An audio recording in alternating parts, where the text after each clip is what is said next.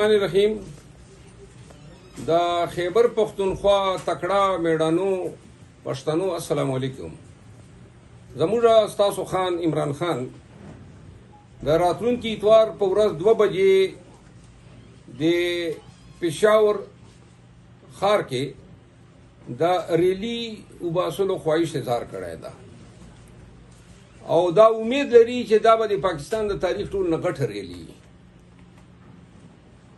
نو زه د خان د لوري نه تاسو ته دعوت درکوم د پښتونخوا د هر ایم پی ای، هر ایم ان ای، هر سینیټر صاحب ته، هر کونسلر صاحب ته، هر ناظم صاحب ته، هر میر صاحب ته او هر پښتون ته دا خواست کوم چې زموږ دا جنگ چې کوم ده دا تقاضا لري چې همت وکړو، سړک ته وځو او دا دنیا ته دا وښیو چې خیبر پختونخوا 8 فروری ته هم د خان سره ودرېدلې وه.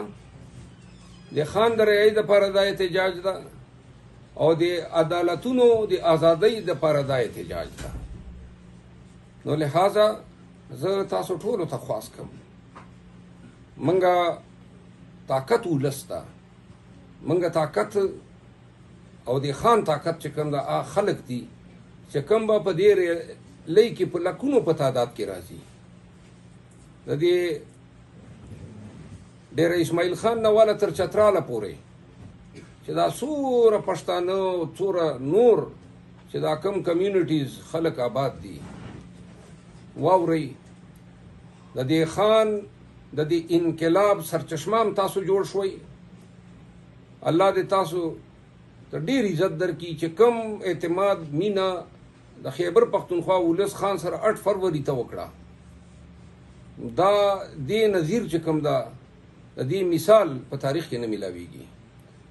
موږ غواړو چې دا تاسو هر سړی، ځوان، مشر، کشر دا ټول راوځي او وښیي چې پښتانه د خان د مینې نه، د خان د الفت نه او د خان سره داسې ولاړ دي چې په رمضان کې، په لمر کې او په که امني او که جنګي پښتانه هغه سره ووځي. موږ ستاسو ته هیله ده، سترګې م به تاسو ته وي، درځو به، زه به خپله حاضر یم. دا ریلۍ به موږ پیدل چې کوم ده د اعتاباد نه لیډ کوو او زه دا ګڼم چې د پښتنو یو قوم به هم داسې نه وي چې په لکونو په تعداد کې به موږ ته نه راځي. راځئ، د خان سترګې هم تاسو ته دي، پی ټي آی سترګې تاسو ته دي، موږ سترګې تاسو ته دي او غواړم چې دوره ډېر راشئ، دوره زیات تعداد کې راشئ چې د پاکستان ایران شي چې واقعي پښتنو ته چې کوم دی دا ټول وطن، دا نړۍ، دا دنیا ورته په 2 سلامه شي چې خیر دی د خپل لیډر، د خپل محبوب لیډر دپاره پښتانه داسې ودرېدل لکه غر. نو انشاءالله اتوار په ورځ 2 بجې به تاسو سره اعتباد کې ملاقات کیږي. مهرباني.